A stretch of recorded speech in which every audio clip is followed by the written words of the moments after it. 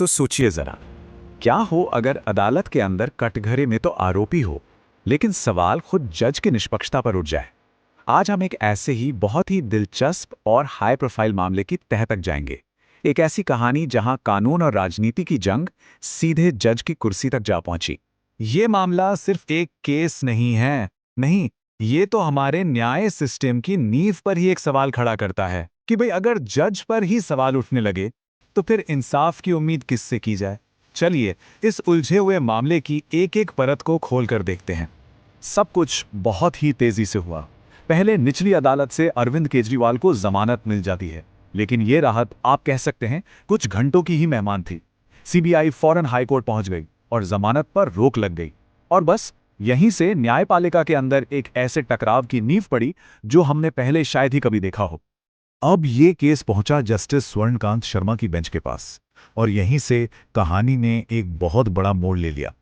अब बचाव पक्ष की रणनीति ये नहीं थी कि वो आरोपों का जवाब दें, नहीं, उनकी रणनीति सीधे सीधे जज की निष्पक्षता पर ही सवाल खड़े करने की बन गई। तो केजरीवाल की लीगल टीम ने एक अर्जी डाली। इसे कानून की भाषा में रिक्यूजल मोशन कहते हैं। अब ये क्या है? देखिए, इसका मतलब बहुत सीधा है। उन्होंने जज साहिबा से बाकायदा औपचारिक रूप से ये कहा कि आप इस केस से खुद को अलग कर लीजिए। क्यों? क्योंकि उन्हें अंदेशा था कि वो इस केस में निष्पक्ष नहीं रह पाएंगी। और फिर आया 6 अप्रैल का दिन, एक और नाटकीय मोड़। अरविंद केजरीवाल ने तय किया कि इस अर्जी पर कोई वकील नहीं, बल्कि वो खुद बहस करेंगे।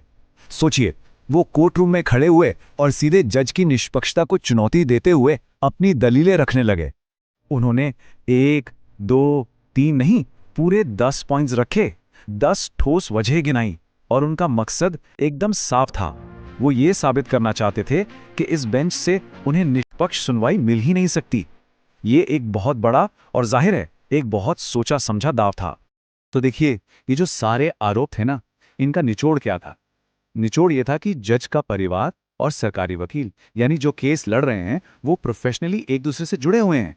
उनका कहना था कि ये तो कॉन्फ्लिक्ट ऑफ इंटरेस्ट का टेक्स्ट बुक केस है, मतलब हितों का टकराव। सीधी सी बात है, जब आपके अपने लोग ही केस के एक पक्ष से जुड़े हों, तो ये डर तो बना ही रहेगा कि कहीं निजी रिश्ते न्याय पर भारी न पड़ जाएं।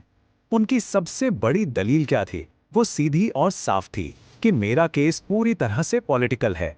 और जब जज खुद एक खास विचारधारा से जुड़े संगठन के कार्यक्रमों में जाती हैं, उनके परिवार के लोग सरकार के लिए काम करते हैं, तो फिर उनसे निष्पक्षता की उम्मीद कैसे की जा सकती है? अब आते हैं कहानी के दूसरे पहलू पर। दूसरी तरफ थी सीबीआई, और उनकी तरफ से सॉलिसिटर जनरल तुषार मेहता ने इन सारे आरोपों को सिरे से खारिज कर दिया। उन्होंने कहा कि ये कोई कानूनी दलील नहीं है, ये तो एक पॉलिटिकल स्टंट है और कुछ नहीं। अभियोजन पक्ष का तर्क भी बहुत मजबूत था।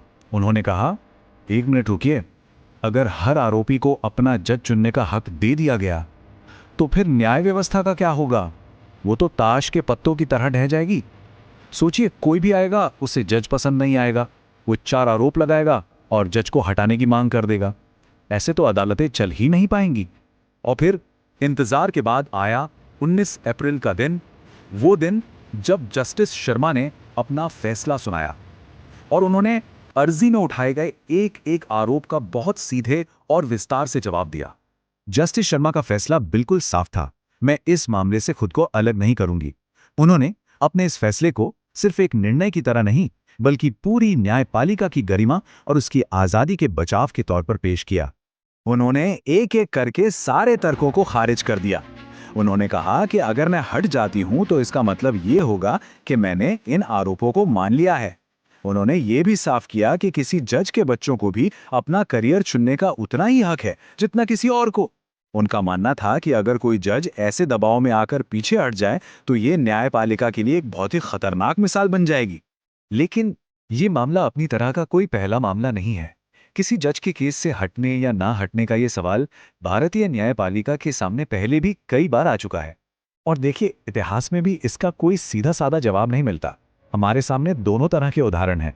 एक तरफ जस्टिस यूयू ललित जैसे जज, जिन्होंने अयोध्या मामले में सिर्फ इसलिए खुद को अलग कर लिया क्योंकि वो कभी वकील के तौर पर एक पक्ष के लिए पेश हुए थे।